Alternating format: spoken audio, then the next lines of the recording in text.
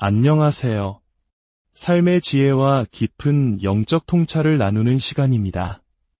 잠시 분주한 일상을 내려놓고 우리 영혼에 힘을 주는 말씀에 귀 기울이는 이 시간이 되기를 바랍니다. 오늘 말씀을 듣기 전에 잠시 시간을 내어 구독과 좋아요를 눌러주시면 더 많은 분들이 하나님의 은혜로운 메시지를 함께 나눌 수 있습니다. 여러분의 작은 실천이 선한 영향력의 통로가 될 것입니다. 이 채널을 통해 여러분의 삶에 하나님의 평안과 축복이 가득하기를 기도합니다. 사랑하는 성도 여러분, 다시 만나 뵙게 되어 정말 기쁩니다. 제가 잠시 자리를 비운 사이에도 여러분 각자가 자신의 자리에서 믿음을 굳건히 지키고 예배의 자리를 빛내주셨다는 소식을 들었습니다. 진심으로 감사하고 또 여러분이 자랑스럽습니다. 우리 신앙 공동체는 특정 개인에게 의존하는 곳이 아니라 오직 살아계신 예수 그리스도께 헌신하는 공동체입니다. 바로 이것이 우리 믿음의 본질이며 가장 중요한 핵심입니다. 설교자가 누구이든 우리 주님께서는 언제나 이 자리에 함께 하십니다. 제가 잠시 다른 곳에서 사역하는 동안에도 전 세계 각지에서 많은 영혼들이 주님을 만나고 세례를 통해 거듭나는 놀라운 소식들을 계속해서 접했습니다. 한 젊은 전문직 여성의 간증이 특히 기억에 남습니다. 그녀는 이전에는 단 한 번도 교회에 가본 적도 하나님에 대해 들어본 적도 없었다고 합니다. 하지만 친구의 초대로 우리 예배에 참석했고 말씀을 통해 예수 그리스도께 자신의 삶을 드렸다고 고백했습니다. 지금은 그 공동체 안에서 섬기는 자로 헌신하고 있습니다. 이처럼 하나님의 나라는 지금 이 순간에도 쉬지 않고 확장되고 있습니다. 이 모든 것은 여러분의 기도와 헌신 덕분입니다. 멀리서 복음을 위해 애쓰는 이들을 위해 기도해 주시고 보이지 않는 곳에서 묵묵히 헌신해 주시는 여러분이 있기에 가능한 일입니다. 하나님께서 여러분의 귀한 섬김을 기억하시고 넘치는 복으로 채워주시기를 소망합니다. 이제 잠시 우리 자신과 우리가 살고 있는 이 사회를 위해 기도하는 시간을 갖겠습니다.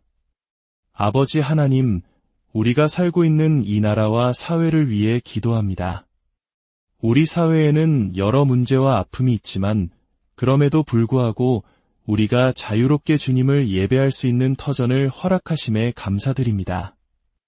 이 땅의 지도자들을 위해 기도합니다. 우리가 동의하든 동의하지 않든 모든 지도자들을 위해 기도하라고 하신 주님의 말씀을 기억합니다. 그들에게 지혜를 주시고 국민을 사랑하는 마음을 주셔서 이 나라를 정의롭고 평화롭게 이끌어가게 하옵소서. 자유는 결코 거저 주어지는 것이 아님을 압니다. 이 땅의 자유를 위해 희생한 이들을 기억하며 우리 또한 정치적, 사회적 자유를 넘어 영적인 자유로 사람들을 이끌게 하옵소서. 예수 그리스도 안에서 참된 자유를 누리게 하는 통로로 우리를 사용하여 주시옵소서. 이 땅을 축복하여 주옵소서. 예수님의 이름으로 기도합니다. 아멘. 자, 이제 오늘 나눌 말씀의 본론으로 들어가 보겠습니다. 여러분의 미래를 결정하는 가장 중요한 요소는 무엇이라고 생각하십니까? 여러분의 배경이나 학력, 인종, 혹은 다른 사람들의 평가나 부모님이 여러분에게 했던 말이 아닙니다. 여러분의 미래를 결정하는 가장 중요한 요소는 바로 하나님의 음성을 듣는 것입니다. 하나님께서 여러분의 삶에 대해 무엇이라고 말씀하시는지 아는 것, 그것이 가장 중요합니다. 오늘 저는 여러분과 함께 하나님의 음성을 듣는 법에 대해 이야기 나누고 싶습니다. 당신의 삶에서 하나님의 음성을 듣고 그것을 사탄의 목소리, 다른 사람의 목소리, 그리고 당신 자신의 목소리와 구별하는 법을 배우는 것보다 더 중요한 것은 없습니다. 성경은 하나님께서 사람들에게 말씀하시는 예로 가득 차 있습니다. 수없이 반복해서 등장합니다. 그렇다면 오늘날 문제는 무엇일까요? 하나님께서 목이 쉬기라도 하신 걸까요? 우리는 일상적으로 하나님의 음성을 듣지 못하는 것일까요? 정답은 우리가 주파수를 맞추지 않았기 때문입니다. 라디오 주파수를 맞추지 않으면 원하는 방송을 들을 수 없듯이 우리의 영적 주파수를 하나님께 맞추지 않으면 그분의 음성을 들을 수 없습니다. 성경에서 하나님의 음성을 듣는 법에 대한 가장 좋은 예는 바로 모세의 이야기입니다. 저는 오늘 모세의 이야기를 통해 어떻게 하나님의 음성을 들을 수 있는지 살펴보고자 합니다. 모세의 인생은 40년씩 3단계로 나눌 수 있습니다. 첫 40년은 이집트의 왕궁에서 왕자로서 세상의 모든 지식과 권력을 배우며 대단한 인물이 되는 법을 배웠습니다. 그 후 40년은 광야에서 양치기로 살며 자신이 아무것도 아닌 존재임을 배웠습니다. 그리고 마지막 40년은 하나님의 사람으로서 이스라엘 백성을 이끄는 데 쓰임받았습니다. 오늘 우리가 살펴볼 사건은 모세의 나이 80세, 광야에서의 40년 생활이 끝날 무렵에 일어납니다. 출애굽기 4장을 보면 하나님께서 불타는 떨기나무 가운데서 모세에게 나타나십니다. 그리고 이렇게 물으십니다. 내 손에 있는 것이 무엇이냐? 모세는 대답합니다. 지팡이입니다. 이 질문은 인생에서 두 번째로 중요한 질문입니다. 첫 번째로 중요한 질문은 너는 내 아들 예수 그리스도와 어떤 관계를 맺었느냐? 이고 두 번째가 바로 내 손에 있는 것이 무엇이냐? 입니다. 상황을 그려보십시오. 모세는 광야에서 양을 치고 있었습니다. 그때 불이 붙었지만 타서 없어지지 않는 신비한 떨기나무를 발견합니다. 그곳으로 다가가자 나무 속에서 음성이 들려옵니다. 모세야, 내가 선 곳은 거룩한 땅이니 내 발에서 신을 벗으라. 모세가 신을 벗자 하나님께서 물으십니다. 내 손에 있는 것이 무엇이냐? 모세는 그저 낡은 양치기 지팡이일 뿐입니다. 라고 대답했을 겁니다. 하나님께서 말씀하십니다. 그것을 땅에 던져라. 모세가 지팡이를 던지자 그것은 무엇이 되었습니까? 바로 뱀이 되었습니다. 죽었던 것이 살아 움직이는 존재가 된 것입니다. 하나님께서 다시 말씀하십니다. 그것을 집어라. 모세가 뱀을 집자 그것은 다시 지팡이가 되었습니다. 생명이 있던 것이 다시 죽은 막대기가 된 것입니다. 참으로 이상한 이야기가 아닐 수 없습니다. 하나님은 왜 이런 기적을 행하셨을까요? 하나님은 결코 자랑하기 위해 기적을 행하시지 않습니다. 모든 기적에는 우리에게 가르치고자 하시는 교훈이 담겨 있습니다. 또한 하나님께서 우리에게 질문하실 때 그분은 이미 답을 알고 계십니다. 그분은 우리가 그 답을 깨닫기를 원하십니다. 하나님은 모세의 손에 무엇이 있는지 이미 알고 계셨습니다. 그 질문은 모세 스스로 자신의 손에 있는 것의 의미를 깨닫게 하기 위함이었습니다. 이야기의 핵심은 지팡이의 상징적 의미를 이해하는 데 있습니다. 모세의 삶에서 지팡이는 3가지를 상징했습니다. 바로 그의 정체성, 수입, 그리고 영향력입니다. 첫째, 지팡이는 모세의 정체성을 나타냅니다. 의사가 목에 청진기를 걸고 다니듯 양치기의 지팡이는 그가 누구인지를 보여주는 상징이었습니다. 그는 양치기였습니다. 둘째, 지팡이는 그의 수입을 상징했습니다. 그 당시에는 가축의 수로 부를 측정했습니다. 가축이 많으면 부자였고 없으면 가난했습니다. 모세는 양을 치며 생계를 유지했고 그의 모든 자산은 양떼에 묶여 있었습니다. 지팡이는 그의 생계수단 그 자체였습니다. 셋째, 지팡이는 그의 영향력을 상징했습니다. 양치기는 지팡이를 사용해 양떼를 이끌고 보호합니다. 갈고리 부분으로 양을 끌어당기거나 막대기 부분으로 찔러서 원하는 방향으로 움직이게 합니다. 지팡이는 양떼를 움직이는 그의 영향력을 의미했습니다. 하나님께서는 모세에게 그의 정체성, 수입, 영향력을 상징하는 그 지팡이를 내려놓으라고 말씀하신 것입니다. 모세야, 너의 모든 것을 나에게 내려놓아라. 그러면 내가 그것을 살아 움직이게 하고 그것을 통해 기적을 행할 것이다.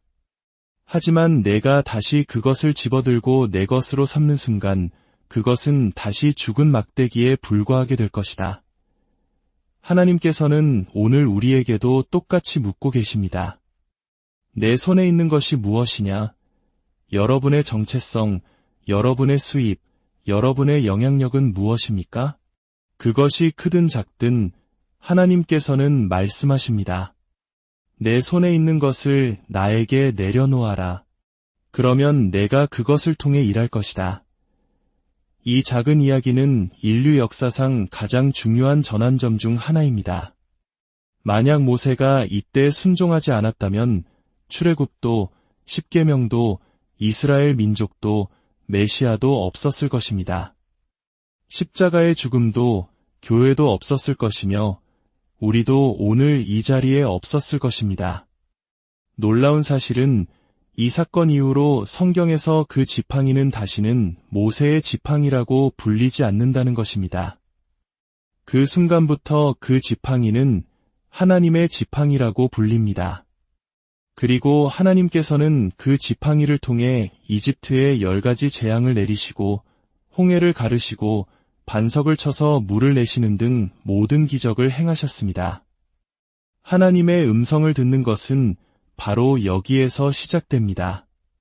모세가 자신의 정체성, 영향력, 수입을 하나님의 영광을 위해 기꺼이 내려놓았던 것처럼 우리도 순종하고 굴복하고 포기할 때 비로소 하나님의 음성을 들을 수 있는 위치에 서게 됩니다. 그렇다면 하나님의 음성을 듣기 위해 필요한 전제 조건은 무엇일까요? 첫째, 하나님께서 내 삶의 아주 작은 부분까지도 관심을 갖고 계신다는 것을 믿어야 합니다.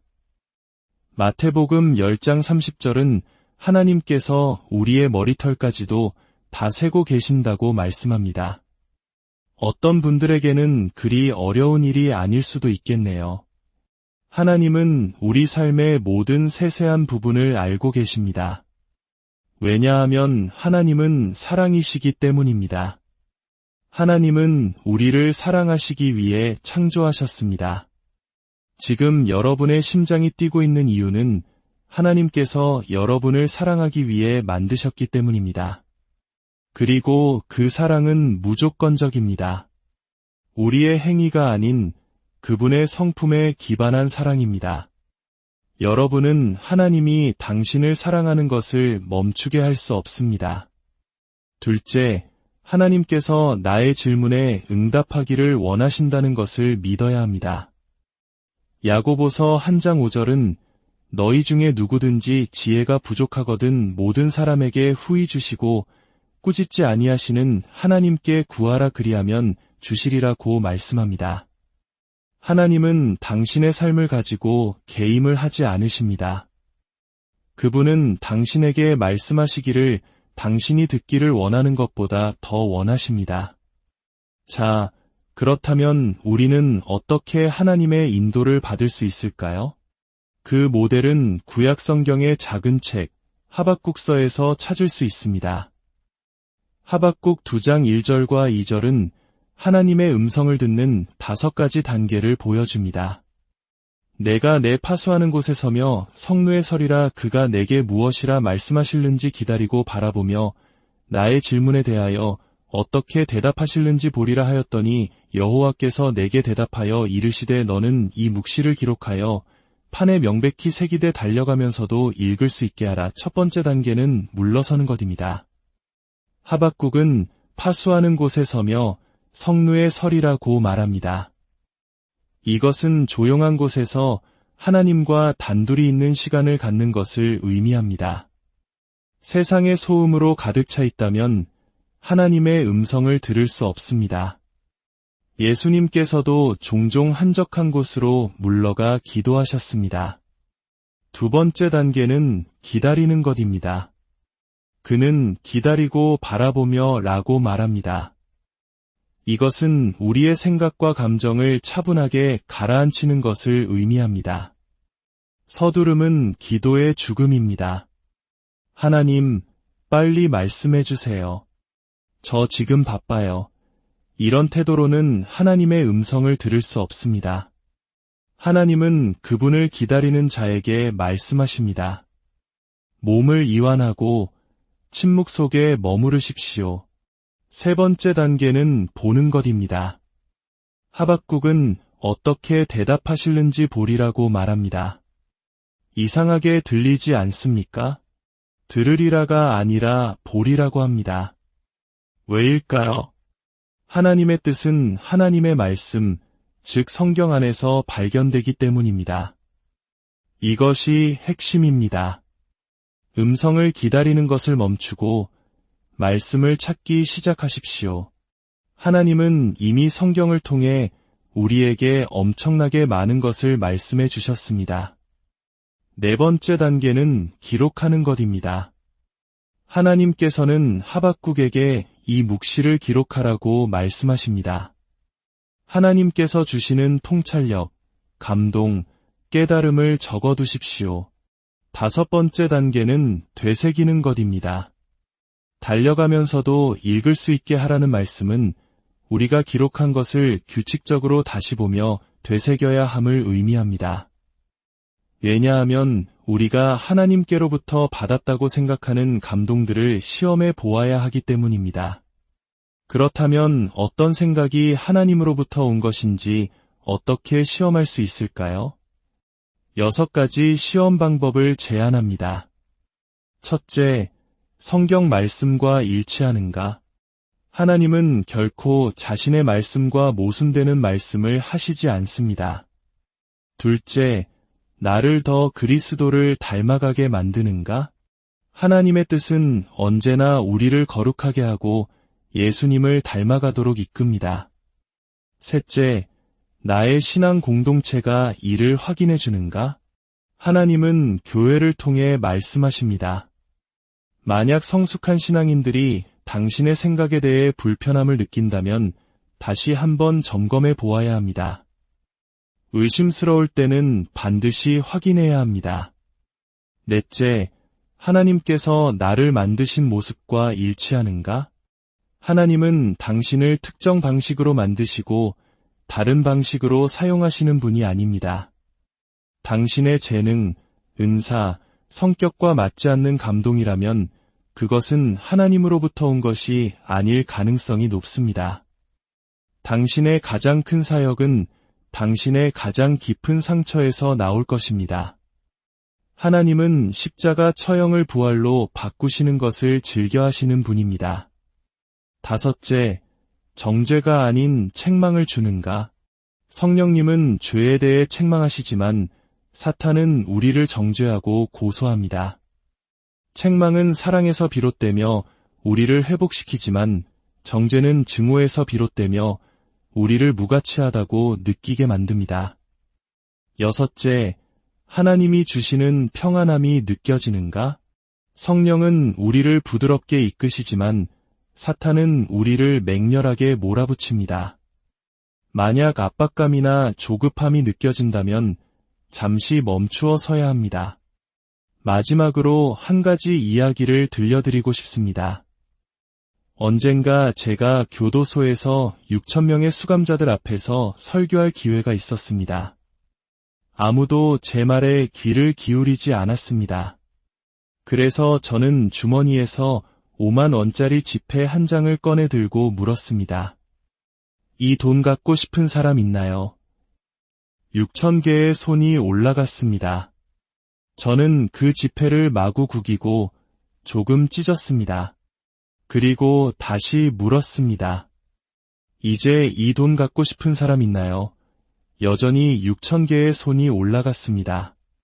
저는 그 지폐에 침을 뱉고 바닥에 던져 발로 짓밟았습니다.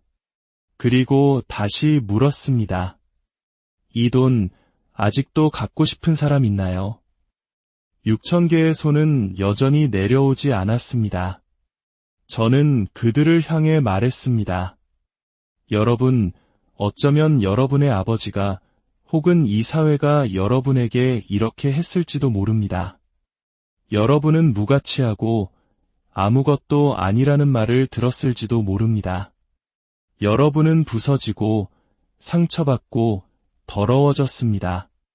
어리석은 짓을 해서 이곳에 와 있기도 합니다. 하지만 여러분은 하나님 앞에서 단 1원의 가치도 잃지 않았습니다. 이제 다 함께 고개를 숙이고 기도하겠습니다. 마음속으로 하나님께 이렇게 고백해 봅시다. 하나님, 너무 바빠서 주님의 음성을 듣지 못했던 시간들을 용서하여 주옵소서. 주님 대신 세상의 소음과 다른 목소리들에 귀 기울였던 저를 용서하여 주옵소서. 이번 한 주 하박국처럼 조용한 곳으로 물러나게 하소서. 잠잠히 기다리며 주님의 음성에 귀 기울이게 하소서. 저의 몸과 감정을 차분하게 하고 편안하게 주님 앞에 나아가게 하소서. 음성을 기다리기보다 주님의 말씀을 펴서 읽게 하시고 주님께서 말씀하시는 것을 기록하여 되새기게 하소서. 그래서 그것을 기억하고 삶으로 실천하게 하소서. 하나님, 이번 한 주 주님의 음성을 듣기 원합니다. 오늘 들으신 말씀을 통해 여러분의 삶에 하나님의 음성이 더욱 선명하게 들리기를, 그리고 그 음성을 따라 걷는 발걸음마다 놀라운 기적이 함께하기를 예수님의 이름으로 축복합니다.